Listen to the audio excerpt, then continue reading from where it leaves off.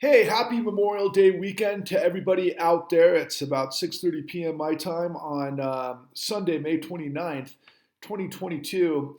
And, I'm always a little bit torn during Memorial Day because, it's one of those situations where I, for one, completely revere and take incredible, deep, solemn respect to those who have served in our country, especially in the great wars, particularly the likes of World War II, what I would call the greatest war, from a standpoint of some wars I think are absolutely necessary. Unfortunately, some wars are avoidable, and some wars are just out and out giant mistakes.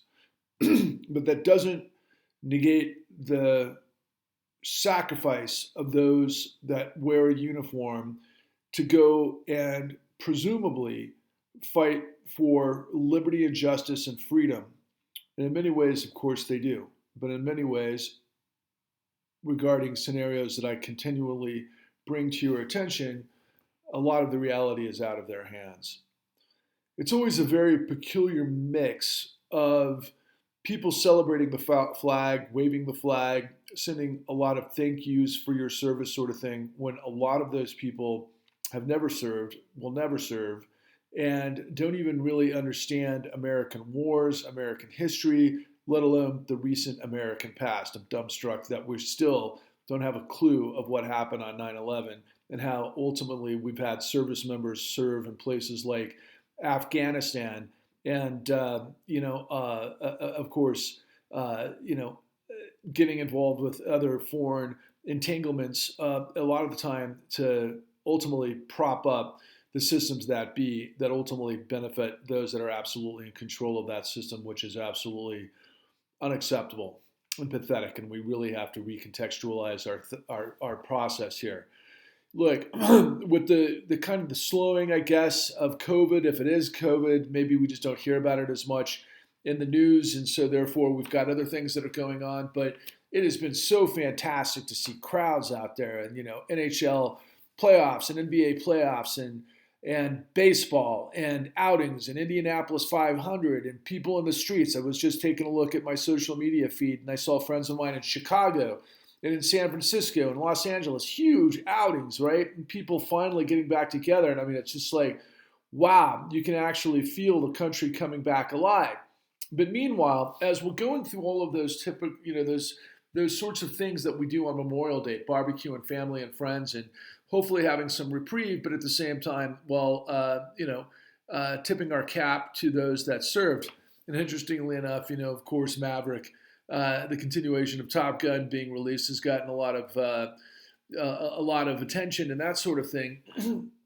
But I just can't stop thinking about the insanity of freaking corruption that happens to have an iron grip on everything, and it's literally global. And we're the guys, the American citizen, those, many of us, many of my friends, and I was almost one of them, but many of my friends that served, in theaters around the world, and had their lives, quite frankly, deeply, deeply impacted or thrown upside down.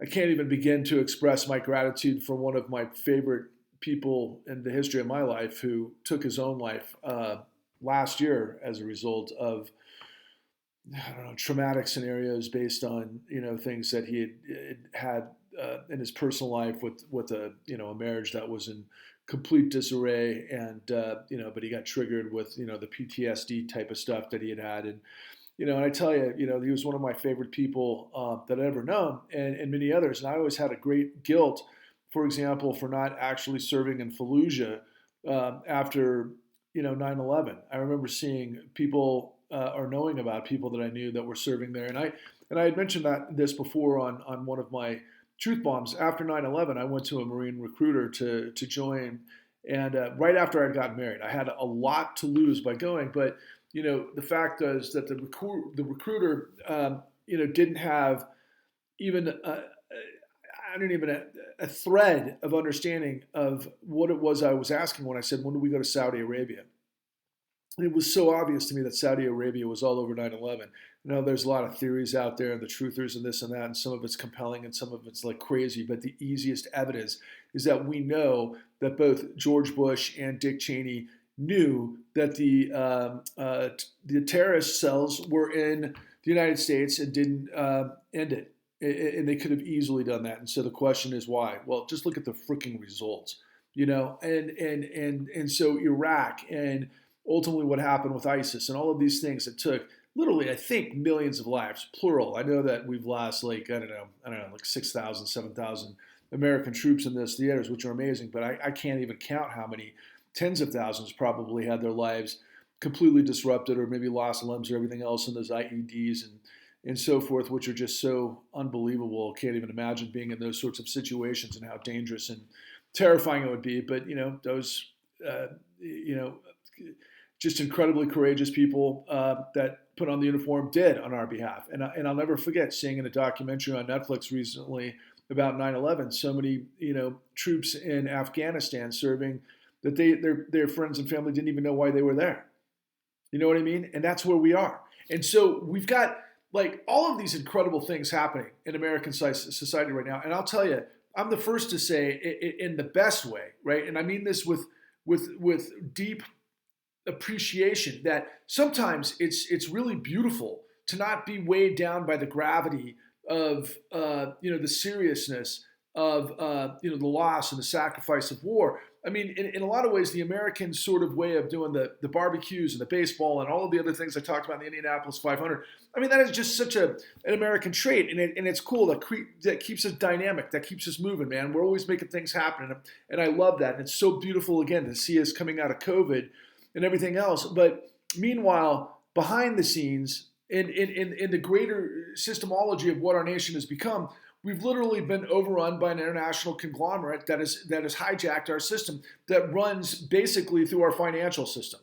And our central bank fuels the freaking world. I mean, ultimately, when you want to think, God, I mean, it just blows my mind when I think about this.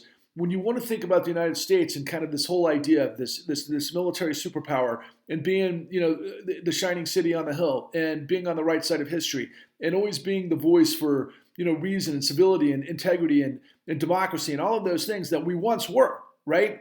I mean, there's always been a lot of flawed situations, but more so then, you know, in our history than now by any means. I mean, now we're in complete disarray, and it's all predicated on everything that I've laid out in the con through now. So, like, for example, you've got this insanity that's happening in our real estate markets. You've got these fluctuations in the stock markets. All of these types of things that are going crazy may, I believe, very soon lead to massive layoffs in the system because of the way it's working in the markets and real estate, and I got priced out, that go to the oligarchs. And so what I was about to say is what we created this system, like literally pretty much after World War II, but it was really back in the late 60s, early 70s when it started. It was this neoliberalism, you know, financialization, globalism that basically was run and fueled through Wall Street, that ultimately was fueled by the Federal Reserve, and all of the geopolitical constraints was to hopefully, I mean, to elevate oligarchs with, you know, power to basically fuel our machine, if you want to know the truth, that we created this military backstop for, so that ironically that, you know, American people could have, you know, I think, you know, cheap goods and services in a way that was really affordable for everyone, that at the same time provided the opportunity for investors, you know, to make, you know, profits on the yields and the upside. And, you know, ultimately there was this dynamism that was presumably supposed to come from this sort of scenario. But ultimately what it led to was, because we farmed out the golden goose, which is our manufacturing sector, we got out of whack. We got catastrophic, man. We didn't have balance. So we start producing everything that we consume overseas, and then we don't have the jobs to facilitate it, so we don't have income, and we replace that with credit, which blew up in 2008. It was all a setup. It was a setup because of financiers and hedge funds and you know, the whole potpourri of the financial industry, starting with the too big to fail institutions, but running through derivatives and, you know, private equity and all the rest. I mean, all of the stuff was gamed. And then ultimately it turned into a giant criminal racket that devastated tens of millions of people, that led them into the courts of the United States that are there to help to protect the integrity of justice and the law. And I'm telling you right now, Millions upon millions of people got illegally foreclosed upon, that created suicides, that created divorces, that created, a lost generation, homelessness, all sorts of other insane things, which in my mind is a war on the American people. It's financial terrorism. And I can tell you right now, because I do this day in and day out, and I interact with people all over the country, and a lot of the victims are so beat down that they can't see the forest through the trees. They don't know what's going on. They're victims. And I'm not doing a victim shaming. I feel absolutely terrible for them. But victims, when you operate on your heels, you're not effective when you need to create a populist movement of people that are dynamic and outraged and driven and completely committed to actually getting to the point of having enough power to break the grip of corruption. So my message to you, in between, I hope you're having a great time with family and friends. I hope you're throwing back a couple of cold ones. I hope you're really having some enjoyment, with your favorite sports teams, and hopefully maybe yours have made a run in baseball. Jesus Christ, I love baseball. All of those things to me are just epitomize the American dream in action when it's working. Right? Because all of those things are things that we can appreciate, we do, but we have jobs, and we've got income, and we can go spend money at the ballpark with our kids and our father, and we have the family out, we have the baseball, hot dogs, apple pie, and so forth, and that's freaking brilliant. But the system is freaking failing us. It's destroying us. And so I hope that I can leave you with this message, given everything I've just laid down, right? We need patriots. We need people that really aren't just waving the flag and giving some sort of mindless thank you for your service, even though they don't even know who the frick attacked us on 9/11 sort of thing. We need real, genuine people with purpose, with dignity, with a mission to come on board and make things happen. And we need millions of you as soon as humanly possible. Please, in the comments section, say, Patrick, I'm in. I want to join. I want to do this. We've got this outlay that's called the Justice Party that we can filter and we can make things happen. I need to create a multimedia campaign, and I need to create revivals all over the United States. I need to go out and I need to recruit people. I need to go into, basketball gymnasiums with a freaking slideshow to be able to lay out how I can demonstrate that $50 freaking trillion was stolen out of the central bank of the United States and plugged into these freaking criminal con artists' pockets, while the rest of us are trying to look around like, who did it? We're not stupid. Wise up. It's time to wake up, and it's time to march forward, because failure is not an option. Truth is marching onwards and upwards. My name is Patrick Lovell. Red, white, and blue forever. Let's get after it, my friends. Come on. Who's with me? Does liberty and justice matter? I'll tell you, in the wake of Uvalde, Texas, in the damn, the police, because I think there was a central force that literally told the police not to go into the room where kids were begging for, on their cell phones, for someone to come save them. I think they basically sat on it for like an hour while this guy was mowing everybody down with the frickin', military grade arsenal that he gets, as soon as he turns 18. This shit is insane.